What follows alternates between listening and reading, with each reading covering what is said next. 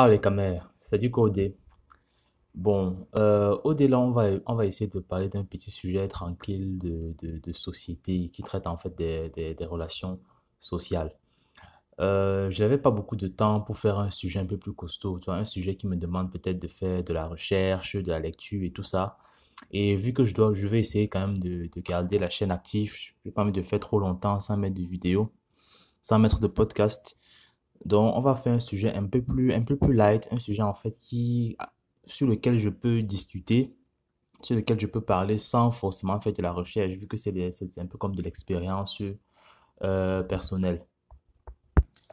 Donc, c'est un sujet un peu comme celui que j'ai déjà traité avant là, qui parlait de soumise ou pas soumise. C'est toujours sur l'enga. Et on va se poser la question, pourquoi est-ce que Nonga Kame Yamo a bêté comme ça? Donc, c'est en fait ça, en fait, la question sur laquelle je vais essayer de discuter aujourd'hui. On va essayer de discuter aujourd'hui. Donc, la question c'est pourquoi les gars? Parce qu'il faut savoir que les gars, nous, on n'aime pas particulièrement la boîte de nuit. Euh, Quand un gars va en boîte de nuit, c'est pas pour s'amuser comme la fausse raison que les filles nous donnent. On va revenir après pourquoi c'est une fausse raison. Quand on va en boîte, c'est pour les filles, hein. C'est vraiment pour espérer de prendre deux, trois numéros, coller deux, trois gars. Et si tu tombes un peu sur une fille qui est mal éduquée, bah, peut-être tu back avec elle. Mais bon, ça, c'est très rare parce que les gars, quand même, pour la majorité, sont quand même bien éduqués. Ils vont pas rentrer avec les inconnus comme ça. Donc, quand un gars sort, il dit qu'il peut embêter là. Quand il part là, il sait que bon, si je peux avoir deux, trois numéros, coller deux, trois gars, ah, c'est pas mauvais. Et justement, les garçons, quand tu vois tout ce qu'ils dépensent, tout le protocole qu'il y a juste pour ça, souvent quand on y va, c'est juste que bon, on se fait aussi un peu emballer par la bien-pensance qui dit que le soir on va s'amuser à embêter. Et il y a toujours aussi cet espoir là de savoir qu'il y a tel gars qui va nous voir, avec qui on va coller, on va prendre son numéro, c'est ça aussi. C'est ça. Bon, comme on dit souvent, le sexe se fait vendre, c'est un peu dans la même logique. Par contre, les gars adorent la boîte de nuit. Moi, j'avais toujours remarqué ça et je trouvais ça un peu étrange. Dans les premières boîtes de nuit qu'on a à 17-18 ans là, les filles étaient toujours super excitées, enthousiastes, un genre. Bon, moi, peut-être, on va dire que la toute première bête que tu fais, oui, forcément, c'est la première fois, tu es excité, tu es enthousiaste. Mais quand tu as connu le truc, ça devient normal. Mais les filles ont toujours ce petit enthousiasme en plus là. Et justement, tu remarques ça quand tu amènes le débat. C'est un peu comme le débat soumise ou pas soumise à son mari. Quand tu amènes le débat, est-ce qu'une femme mariée peut go embêter? Et tu dis que non, elle ne peut pas. Ah, tu as les gars qui démarrent sur toi une fois qu'il faut laisser la femme s'épanouir. La femme doit aussi avoir le droit de s'amuser. Le mariage n'est pas la prison. Donc, on parle d'aller en boîte de nuit, hein. On ne parle de tous les... Il y a tellement mille et une façons de s'amuser. Et apparemment, si dans les mille et une façons, il n'y a pas la boîte de nuit, bah, la femme n'est pas épanouie. Donc, la raison, on part en boîte pour s'amuser, en fait, c'est une fausse raison. Pourquoi l'épanouissement d'une femme ne se définit que si elle part en BT ou pas? Donc, si tu vas au resto avec tes amis, si tu fais des sorties en journée, vous partez au parc, vous allez prendre un verre en journée, il n'y a pas de problème. Là, ça ne t'épanouit pas. Tu ne t'amuses pas dans les cas là. Ce n'est que quand tu mets ta mini robe moulante, tu bois l'alcool et tu frottes tes lasses sur les garçons que ça t'épanouit. Donc, cette raison de on va en boîte s'amuser, danser là, vous pouvez danser n'importe où. Vous pouvez danser aux anniversaires, vous pouvez danser au mariage, vous pouvez danser n'importe où. Pourquoi ce n'est qu'en boîte que vous dites qu'on part en boîte s'amuser au point où le débat ou alors l'éventualité selon laquelle une femme mariée, tu n'iras plus en boîte de nuit, vous terrorise à ce point. Donc, ça montre que les gars ont un certain attachement fort à la boîte de nuit. En fait, et Yamo, la boîte de nuit. Et on va essayer de comprendre pourquoi. Et je vais vous donner la raison. Et je vais vous donner la raison pourquoi les gars tiennent à ce point à la boîte de nuit. En fait, la raison, en fait, c'est même une femme mariée qui m'a donné la raison. Et elle est assez claire au final. Parce que c'est vrai que jusqu'à très récemment, je me disais que bon, c'est parce que j'avais un peu la raison en tête, mais la femme mariée a un peu rendu ça clair. Les filles vont en boîte parce que c'est un environnement dans lequel elles sont le centre de l'attention. Et elles adorent ça.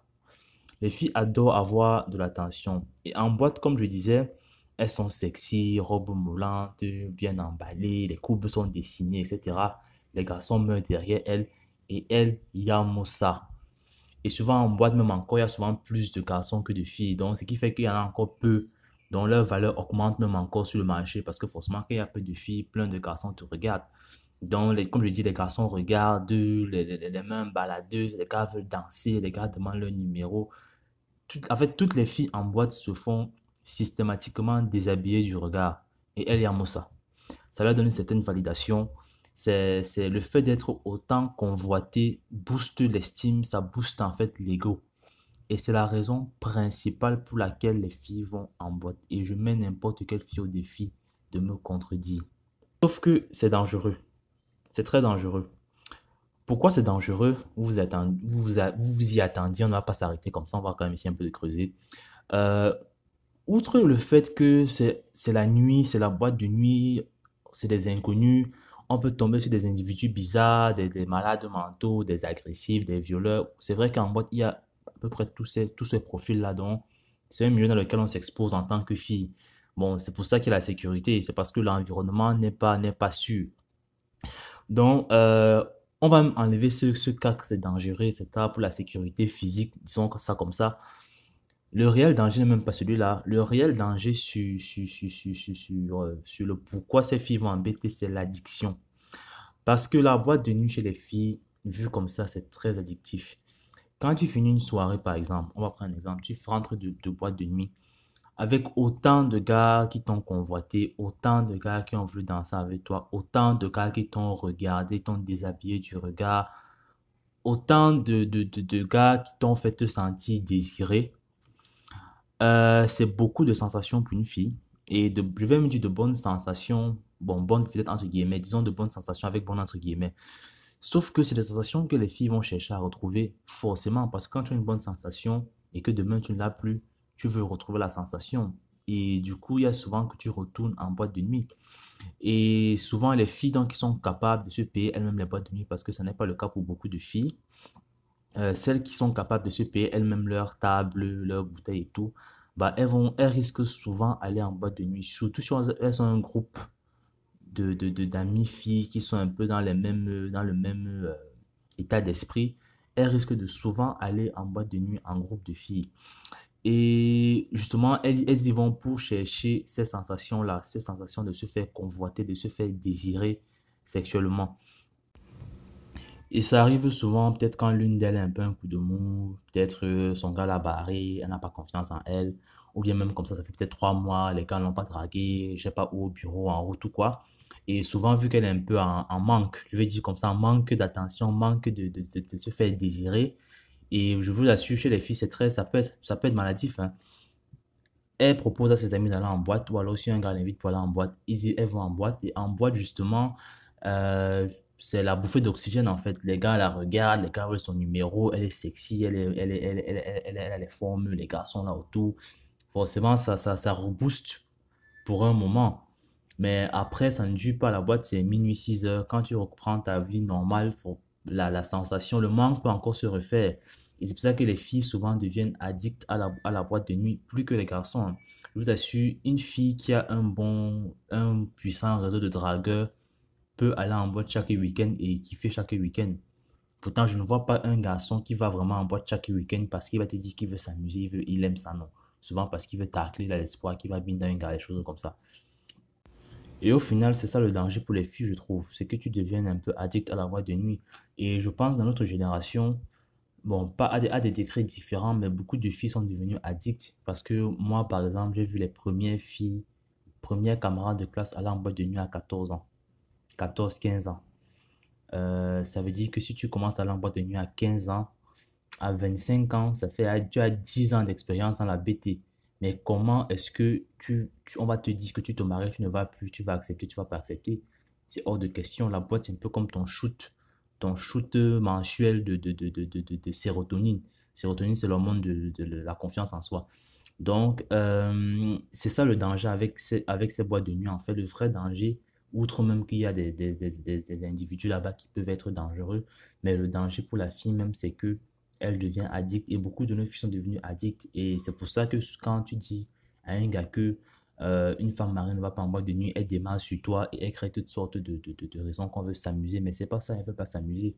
On peut s'amuser n'importe où, sauf qu'en boîte, elles y vont pour le shoot mensuel, je sais pas, certains c'est mensuel, certains c'est hebdomadaire, je ne sais pas, ça dépend des filles. D'estime, de boost de confiance en soi, de se sentir convoité. Et même si tu n'es même pas déjà une habituée, si tu vas de temps en temps, quand l'occasion se présente, quand un groupe d'amis part ou un groupe de garçons t'invite, donc disons peut-être une fois par an, deux fois par an, et ben les sensations sont quand même toujours fortes. Et quand tu rentres de la boîte de nuit, tu as toujours quand même envie que un jour encore, tu vas en boîte de nuit pour vivre les mêmes sensations. C'est aussi pour ça que même ces filles-là qui ne sont pas tellement des habituées vont aussi démarrer au cas de tour quand tu vas leur dire que une fois marié, tu ne vas pas en boîte de nuit. Mais la phrase marié, tu ne vas pas en boîte de nuit, c'est juste la phrase pour justifier le pourquoi les filles sont autant attachées à cette boîte de nuit au point où l'idée de l'abandonner, cette boîte de nuit, la terrorise. Donc les filles, maintenant on connaît la vraie raison pour laquelle vous y moi la bête comme ça là. Et faites attention à ce que ça ne devienne pas une addiction. Faites attention à ce que la boîte de nuit, ça ne devienne pas le seul endroit où vous pouvez en fait booster un peu votre confiance en soi. Essayez de la booster vous-même dans la vie de tous les jours en faisant du sport. Soyez plus ouverte en fait aux gars qui vous draguent un peu partout. Ça aussi, ça peut être intéressant pour vous. Et pour l'environnement, danse, lumière, voter les mariages ou bien les anniversaires ou les chill, les trucs comme ça, c'est toujours mieux que la boîte de nuit où il y a des inconnus, etc., etc. Voilà, ça c'était pour les filles. Maintenant, nous-mêmes les garçons, il faut qu'on arrête de go embêter parce que c'est l'arnaque. Pourquoi c'est l'arnaque?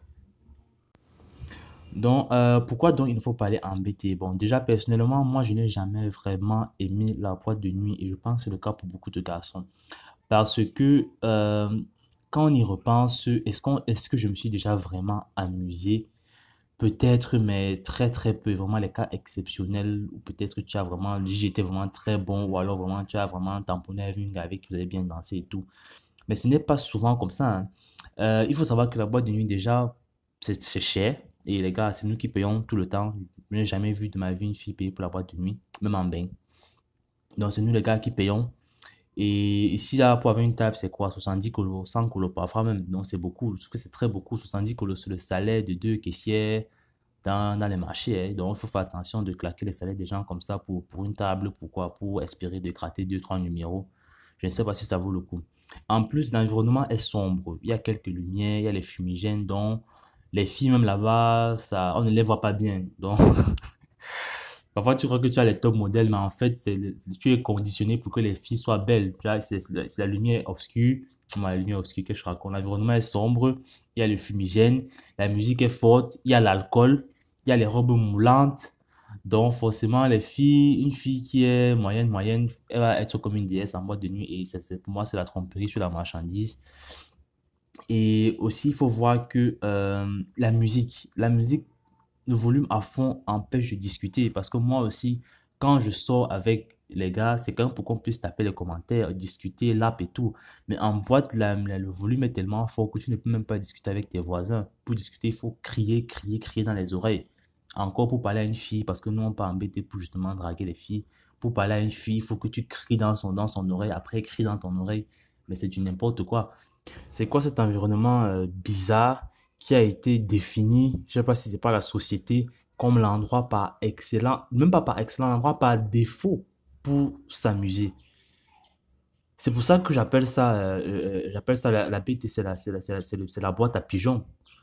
Surtout que j'allais oublier, surtout que tu dois faire la queue pour entrer. Bon, ça c'est plus en bain. Au pire, j'ai pas trop vu ça. Les gars de bain là ont fait la queue pour entrer en boîte de nuit. Et après, devant la boîte de nuit, il y a le physio, le videur, qui peut décider que tu n'entres pas. Donc, tu es en train de faire la queue pour dépenser ton argent. Tu es en train de faire la queue pour espérer entrer pour dépenser ton argent. Mais vous vous foutez de la gueule de qui? Vous allez trouver vos pigeons là facilement, hein. Et donc, je ne sais pas pourquoi depuis les gars n'ont pas boycotté ça. Ce n'est pas normal que tu fasses le rang. Dans le rang, c'est seulement la prière du début jusqu'à la fin pour que, pardon, me laisse entrer. Tout ça alors que c'est toi qui entres pour dépenser ton argent. Normalement, qu'est-ce que la loi normale veut, c'est que les gens viennent vers toi, ils te font la talakou, ils te font le marketing, ils te font la pub Ils te font les petits cadeaux pour que tu dépenses ton argent chez eux. Mais la BT, c'est très étrange que le phénomène inverse qui se passe. Les gens vont d'eux-mêmes, ils font la queue. J'ai vu certaines boîtes de nuit dans le monde, ils ont fait la queue pendant 1 heure pour espérer entrer et payer une bouteille à 150 euros. Mais on se fout de la gueule de qui? Donc les gars, la boîte de nuit, nous sommes des gros pigeons. On se fait arnaquer à tous les niveaux. On se fait arnaquer le portefeuille. On se fait arnaquer sur le look des filles qu'on rencontre là-bas. Donc si vous allez voir que chaque fois que vous allez en BT, vous dépensez 10, 20, 30, 40, 50 000, ça ne vaut jamais le coup. C'était bon ça pour les garçons. Et pour les filles, comme je disais, allez-y mollo. L'idéal, c'est de ne jamais mettre ses pieds là-bas. Parce que la boîte là, c'est vraiment un environnement malsain où tout le monde est manipulé. Donc, c'était mon petit podcast sur la boîte de nuit. Les gars, la prochaine fois qu'une fille va démarrer au quart de tour parce que vous avez dit qu'une femme mariée ne doit pas aller en boîte de nuit, etc., c'est parce qu'elle ne sera pas épanouie ou elle n'est pas en prison, bah, demandez-vous des 1001 façons qu'une femme a pour s'amuser. Pourquoi si dans ces 1001 façons, la boîte de nuit manque, alors la femme n'est pas épanouie? C'est très étrange. Ce n'est que l'épanouissement, ce n'est que quand tu es en pleine nuit, dehors, en robe moulante, alcoolisée et frottante tes fesses un peu partout sur les garçons que tu t'épanouis. Faut pas nous prendre pour des cons. Et les filles, vous aussi, demandez-vous la question pourquoi je suis devenu dépendant de ça. Pourquoi l'idée de ne plus aller en BT me terrorise à ce point. Ce n'est pas normal que quelque chose, une addiction se crée comme ça sur un truc comme la boîte de nuit. Ce n'est pas normal. Donc, d'ici là, non, d'abord, si vous avez aimé le podcast, laissez un commentaire ou partagez avec d'autres personnes qui pourront aussi aimer. Et d'ici là, portez-vous bien et on se retrouve prochainement pour un prochain. Non, il y a trop de prochains. En tout cas, on fait comme ça les caméras. Tu as trouvé WAP, Body au paquet. Tu veux déménager, tu as les hauts couloirs, Body au paquet. Si bientôt là tu seras plus charge, Body au paquet. Mais si toi-même tu loues que ce que tu as, d'où la c'est une dème. Just à la matière d'abord, just à la matière, just à la matière, just à la matière, just à la matière, just à la matière, just à la matière, just à la matière. Les matas du Dieu le dépassent en taille. Le voilà il voit pour rembourser 1 million. Il y a l'oncle de taré mais qui est taille. Et on dit qu'il doit cotiser 2 millions. En fonction des moments, c'est comme si c'est le bonheur qui le fuit. Il réfléchit sur comment vendre un terrain qui n'est pas pour lui. C'est vrai que toi tu as les blèmes, mais ta race ce n'est pas la même chose. C'est quand il est devant le kiosque du PMUC.